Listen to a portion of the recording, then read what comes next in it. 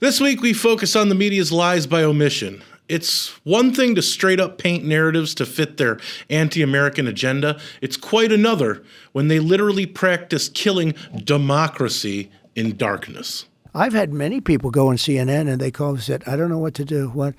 They want to pay me a lot, but I have to be negative on you. I said, be negative. That's okay. There are guys on like CNN, they won't hire them. Sean Duffy is a congressman, and he retired. He got a good job with CNN, but he was only positive about Trump. So they kept him, but they would never put him on. I mean, I respect what he did. He could have gone, negative. I tell people, go negative. Let my friends make the money. Well, it's just so crooked. The press is so crooked. It's crooked, but it's also they're diminishing themselves. They're killing all their credibility, and it's opening up the credibility to new media. Hey everybody, your resident man in black is back again for a new edition of the best kept secret in the conservative movement right here on MRC-TV. I'm Nick Kangadis. Really quick, head on over to Rumble and subscribe to our channel and hit that like button. And no matter where you watch our videos, please share, like, and don't be afraid to leave a comment. I actually read what you guys have to say, and I occasionally respond, so don't be shy. Now, on with the show. By now, we all know what the establishment propaganda media's purpose is in any country: to make any politician or actually influential person seem like they're Hitler if they try and enact policies or make suggestions that actually help the average person. After all, if the legacy media aren't busy dividing people into as many inclusive boxes as possible, they aren't doing the jobs that corporate ad dollars and money from lobbyists are paying for. Money! Get back!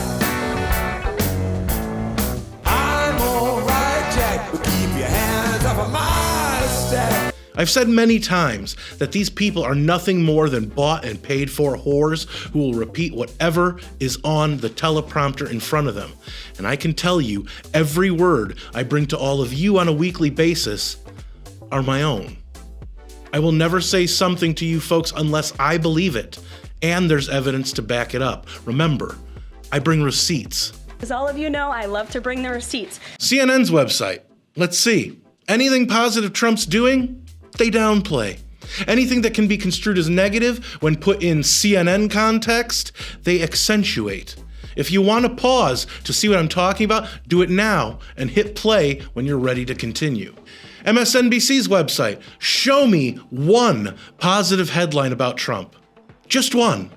Much like his first term, you mean to tell me that literally every single thing Trump's administration has done or is doing is negative against the country? Again, pause if you'd like. Perhaps my favorite clip of all time comes from tongue chewer Mika Brzezinski. You want to know what the motive of these supposed journalists is?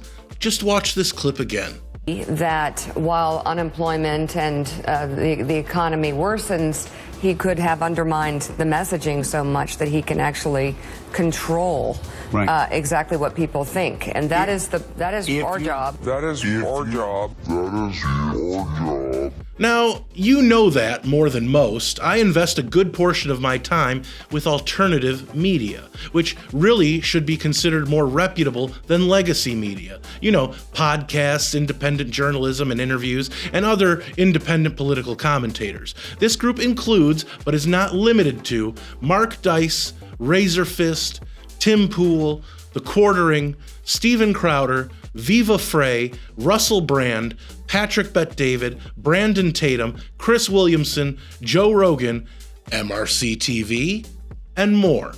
So over the weekend, I collected a few instances of actual news and commentary that you're probably not going to hear from any legacy news outlet. Here's one that was clipped by Laura Loomer and posted to X by Alex Jones.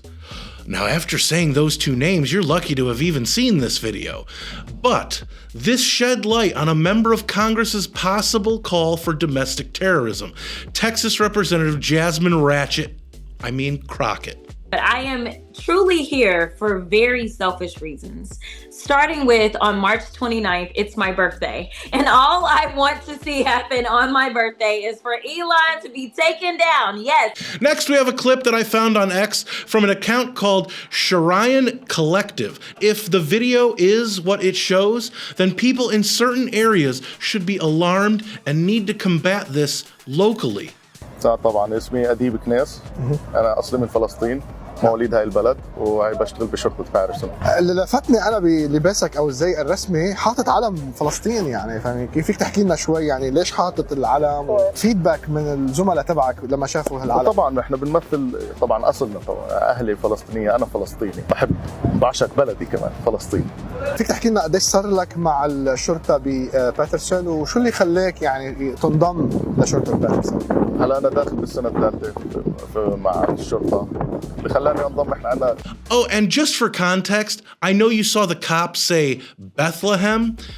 He's not talking about the one in the Middle East. He's talking about Paterson, New Jersey. What? What the? Then there's this clip from The Daily Show where even leftist Jordan Klepper couldn't believe that his New York audience cheered for domestic terrorism being carried out against Tesla vehicles and dealerships because of Elon Musk and his association with President Donald Trump.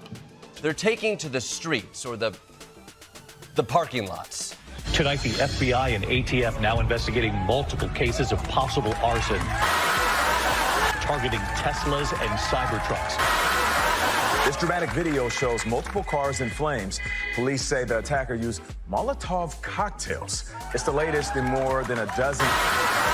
The same suspect shot more Teslas with a gun. Tesla Cybertrucks were set on fire in Kansas City, and earlier this month, shots fired at a Tesla dealer.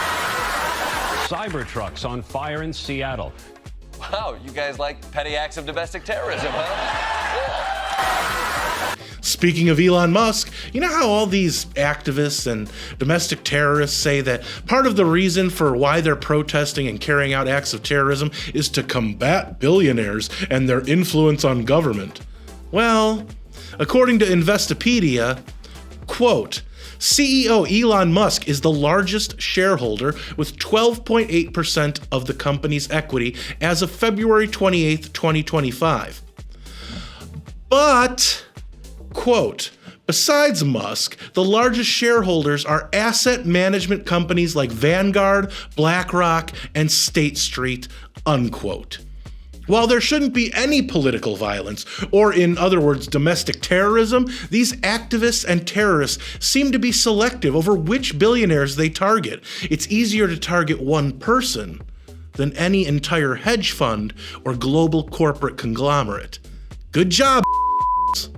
And finally, while this was reported by an NBC affiliate, if you saw it on TV, you were probably presented this in a negative light. However, check out how pointless this is and a complete waste of our money if it wasn't laundered for other purposes, that is. Doge cancels $699,000 Ohio State University research grant examining cannabis use in LGBTQ+ women. Yeah. $700,000 of our money to understand the effects of Mary Jane on Mary Janes. I met with Sheriff Victor Krummeldorf to share his experience with the polarizing plant. Yeah, what we're most likely dealing with here is a modified strand of Rainbow Kush. One hit from this stuff and you're going to be eating prosciutto-wrapped dates and caviar all night. Officer Krimbledinks then revealed some shocking statistics. In cities where gay marijuana is prominent, crime rates dropped significantly and appreciation for live theater, Pop-Tarts, bean bags, Sun Chips, and Xbox controllers have skyrocketed. Alright, the clip I just showed you was satire. I repeat, it was satire. Don't use this video and be like, can you believe the results of this study? Stupid.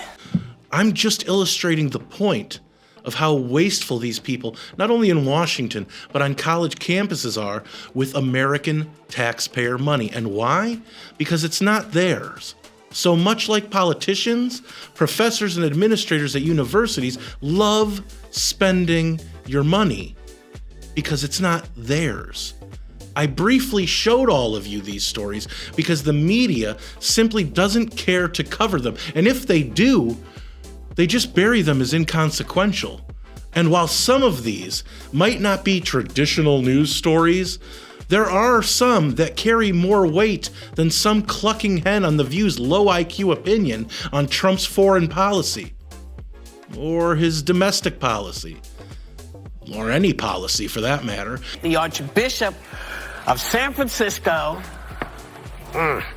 is calling for Speaker Nancy Pelosi to be denied receiving communion because of her pro-choice stance. He's one of the priests who also called for President Biden to be denied sacrament. This is not your job, dude. That is not up to you to make that decision. Is that not what you're supposed to do? Before it's the establishment propaganda media's job to divide, misinform, and generally make you depressed and or angry, it's their priority to make money. They are businesses, and their priority is enriching themselves while confusing you, all in order to keep you watching because you're confused about just what it is they're reporting. And you don't have to like it. It's simply the truth.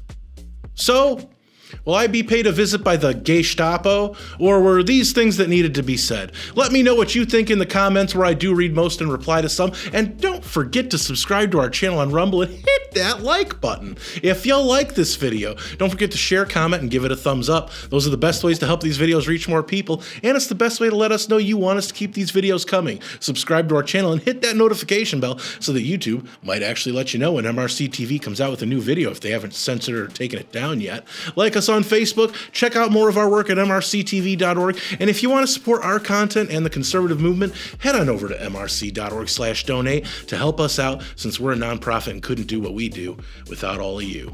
For MRC TV, I'm Nick Kangadis.